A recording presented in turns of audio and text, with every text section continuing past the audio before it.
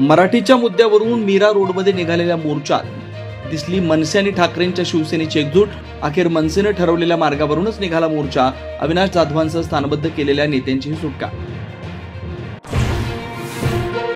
मोर्चात सहभागी होण्यासाठी गेलेल्या सरनाईकांना हुसकावून लावलं। 50 खोके एकदम ओके, सरनाईकांसमोर घोषणा। लोकांच्या रेट्यापुढे सरनाईकांची माघार। मीरा रोड मोर्चावरून सत्ताधारी शिवसेनेतच एकवाक्यतेचा अभाव। मोर्चावरून गृहराज्यमंत्री आणि परिवहन मंत्र्यांचे परस्पर विरोधी सूर। मार्गावरून वाद असल्याचा योगेश कदमांचा दावा, तर सरनाईकांची पोलिसांवर आगपाकड। मनसेच्या मोर्चाला परवानगी नाकारण्याबरोबर मुख्यमंत्र्यांची राज्याच्या पोलीस महासंचालकांकडे तीव्र नाराजी। परवानगी नाकारून बदनामीचा कोणाचा हेतू होता का, याचा अहवाल सादर करण्याचे आदेश। विधानसभेच्या विरोधी पक्षनेते पदाच्या मुद्द्यावरून विरोधकांचा सभात्याग। विधान भवनाच्या पायऱ्यांवर घोषणाबाजी, तर सरन्यायाधीशांकडे धाव घेण्याचा निर्धार। पुण्यात आईचा निष्काळजीपणा बेतला असता मुलीच्या जीवावर। लहान मुलीला घरात ठेवून आई बाहेर गेल्यावर मुलगी सज्जावर उतरली।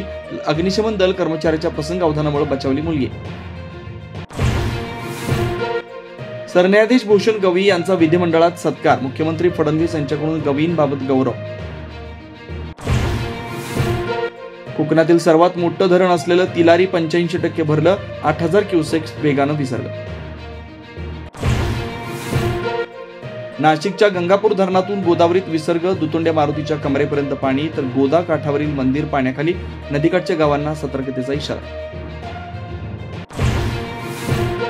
मुसळधार पावसामुळे भंडाऱ्यातील गोसेखुर्द धरणातून तब्बल 3,55,000 क्युसेकनं विसर्ग सुरू, तर गोंदियातील 21 मार्ग वाहतुकीसाठी बंद। शाळांनाही सुट्टी।